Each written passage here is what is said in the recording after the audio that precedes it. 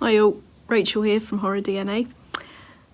It wasn't many years ago, despite all of the life choices that have come since, that I thought I didn't even like horror.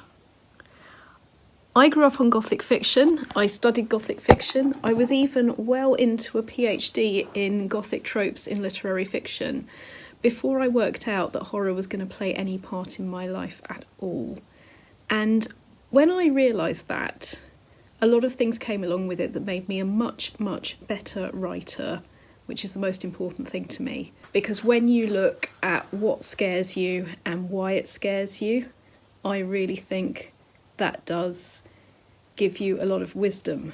And so for me, horror has been the best thing that ever happened to me.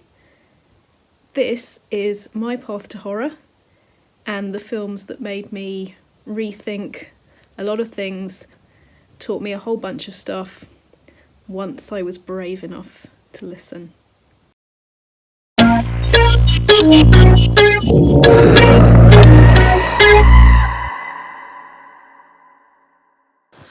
I've just been brave enough to watch the thing that turned me off horror for life. I think I would have been about 6, 7 years old. It was both beyond me and beautiful, and it was horrific. I refer, of course, to the 1978 cartoon of Watership Down. Look. The field. It's covered with blood. Blood? Don't be silly.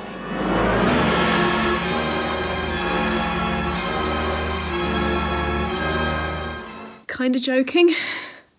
Not joking. Why has this haunted me? Because I think with its incredibly unpatronising way of expressing and showing death, it told me as a child things I absolutely was ready to know. And it has, when you come back to it, an incredible sense of the value of life. It is not as shock for shock's sake, but the reason that it's truly shocking is that it values life and it values the fight for life. And I guess at some level, growing up with grandparents and uncles and aunts and who have survived the Holocaust, I think what, for me, all of art is about, there is an appreciation, there is a sense of gratitude for the sheer unlikelihood of being alive in the first place or at all. And watching it again, it really is in touch with all of that. Yes, it is some bunnies. Yes, it is rabbits escaping from one burrow to try and find a burrow that they can be happy and be themselves in and be free in. And if we're going to look at the Christian Judeo tradition, that's already a familiar story. Leave everything that you know and go to a land that I will show you. And that is why I wear this, which is the Hebrew for Hineni, here I am. That was what was said, it was bring it on. Engage with the unknown. And I think horror totally connects with that for me, that it's all about pushing your boundaries and finding out what the extremes of human capability are, not in order to ape the nasty ones, but to understand them better. So anyway, back to the fluffy rabbits running around.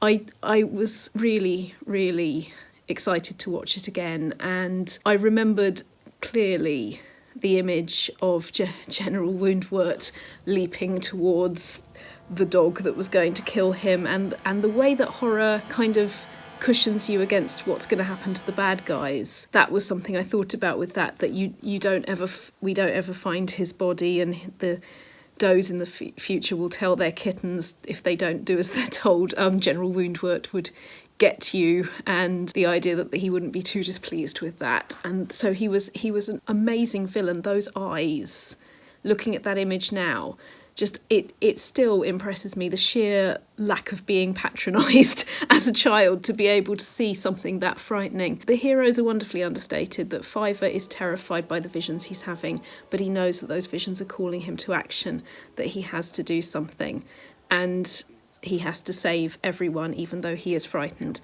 And Hazel, though, has got it more together, also frightened to leave, but thinking, right, this is a little bit beyond panic, this is what life is calling me to do, I've got to do it, again with the Hineni, which is why I wear it. I mean, among the names that you wouldn't necessarily instinctively associate with horror, Art Garfunkel and Mike Batt, thank you so much, because the song Bright Eyes, that sequence of Hazel's Not Dead, where Fiver is told that Hazel has been shot and they don't know where he is, and he finds him through keeping his mind open to his own strange thoughts and feelings that he's never been able to prove but have always been proved right.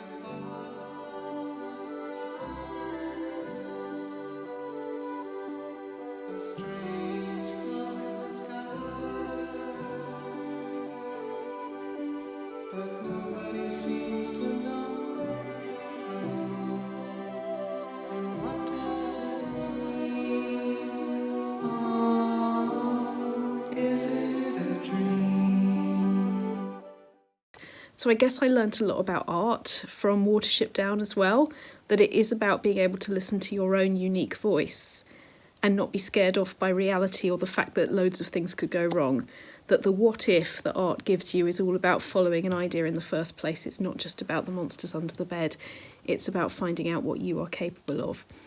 I found the whole film absolutely beautiful, and I was kind of interested that the main thing it does for me, it links the real everyday problems of the world and the fight to stay alive. It links all of that with their framework of sort of religious, if you will, stories, that their idea that Frith is the sun is God, and he doesn't make bargains. He's not killing off rabbits with nasty animals because he likes it.